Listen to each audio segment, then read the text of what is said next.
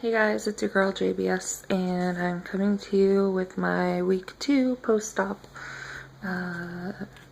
video. So, I'm at home today. Here's Brooklyn. She's sleeping, and my oldest is in her room cleaning. So I thought I'd do a video real quick. My highest weight ever was recorded is 346 pounds. The day of surgery, I weighed 329. Last week, I lost 8 pounds and weighed in at 321. And this week, I lost 5 pounds, which puts me at 316. And I think that's an overall loss of 30 pounds and 13 since surgery. So I'm super excited about that. I'm also excited. I have 33 subscribers. Thank you all for following my journey and supporting me. It means a lot, so I'm super excited about that. So here are some updates. The first thing I wanted to talk about is I've watched quite a few videos from you all, and some people who are subscribed to me and some who aren't. And I'm hearing a lot of people who are talking about buyer's remorse and just wondering, should I have done this? Was this the right choice for me? Mostly having to do with complications from the surgery. I'm not experiencing any of that. I don't have any buyer's remorse. There's also been a lot of talk about like emotional issues from the surgery, and I'm not experiencing any of that either. But there are some things that I'm experiencing, especially this week, that I wanted to talk to you all about. I'm not sure if it's dumping syndrome that I've been experiencing. However, I've been trying new foods because I can now eat soft foods. And it's not going very well, guys. So I had a couple bites of some eggs the other day. Yesterday? Was it yesterday or the day before? And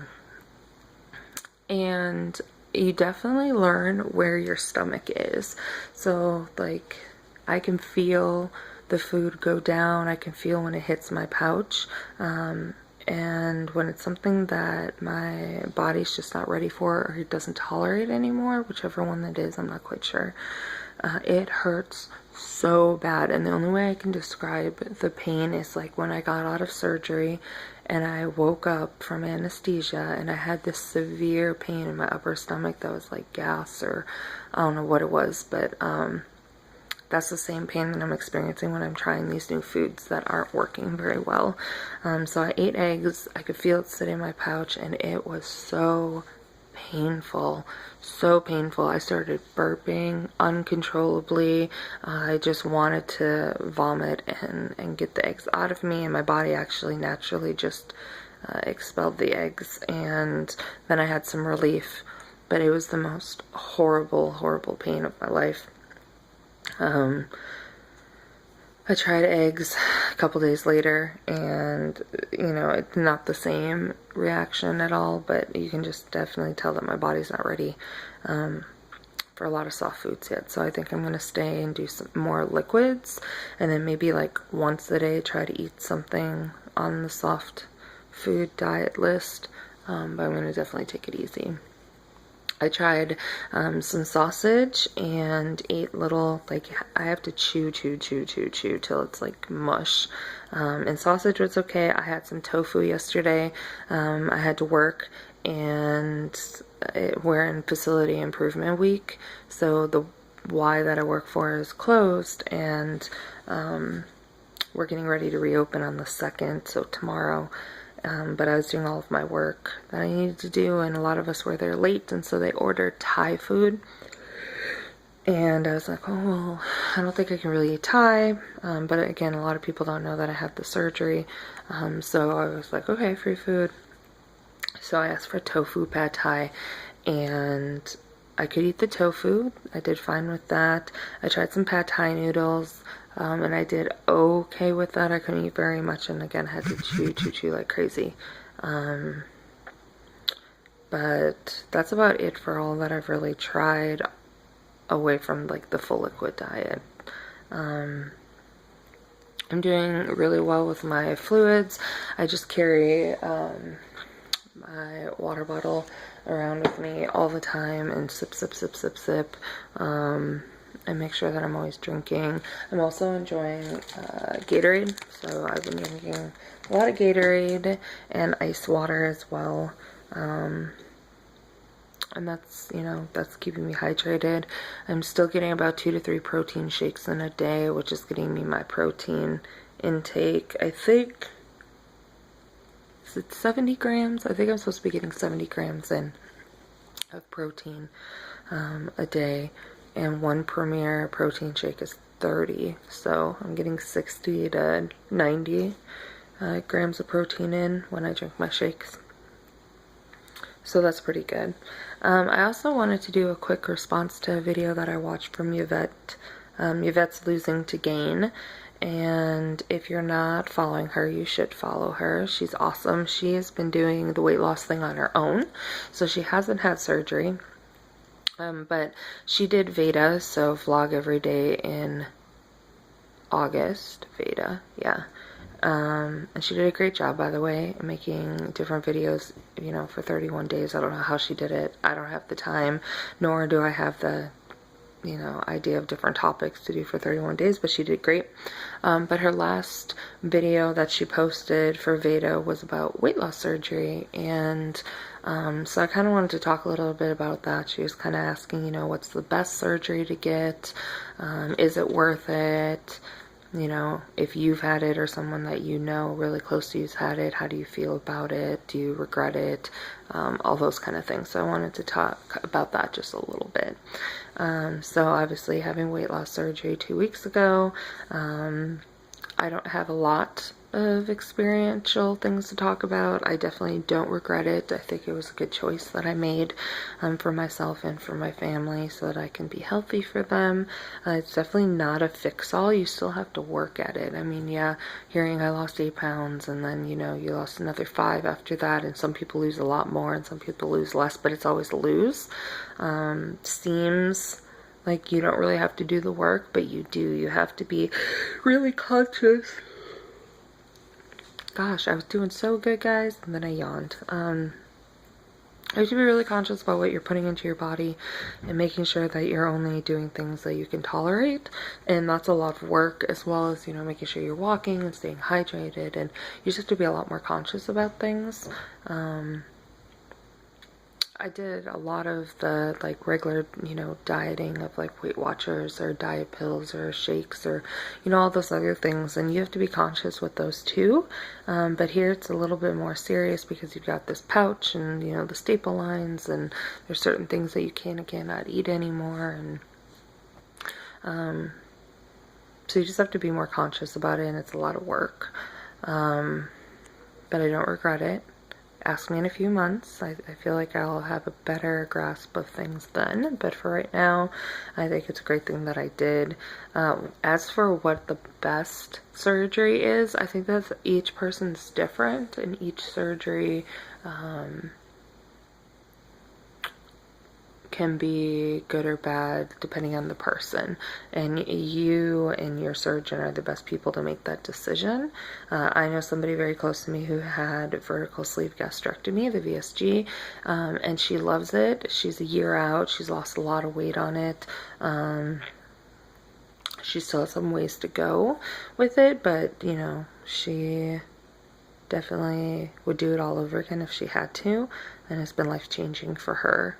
And, you know, with me, gastric bypass, I mean, I decided to have bypass for a lot of different reasons, and while my doctor and I didn't 100% agree on if that was the best surgery for me, I knew that that's what I wanted to do based on the research that I did.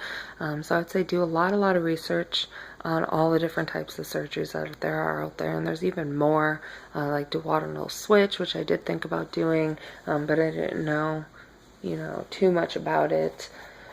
I know it's been around pretty much as long as gastric bypass has been, because that would be the first option for people with kind of like, you know, the beginning of their weight loss if they're like really overweight. Then there's like the bypass, and you know, the sleeve has been around just for a few years, where the bypass has been around for a lot of years. And my oldest came in the room. Say hi. Hi. That's Bella. Did you see yourself on there? Did I get you? Okay, just making sure.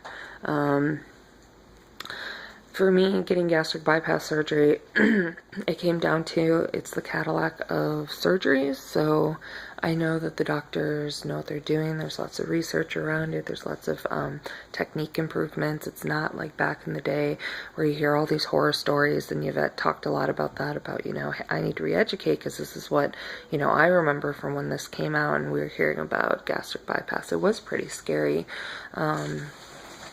So I knew that, you know, my surgeon would know a lot about it. Also, it, you know, shows the highest amount of weight loss out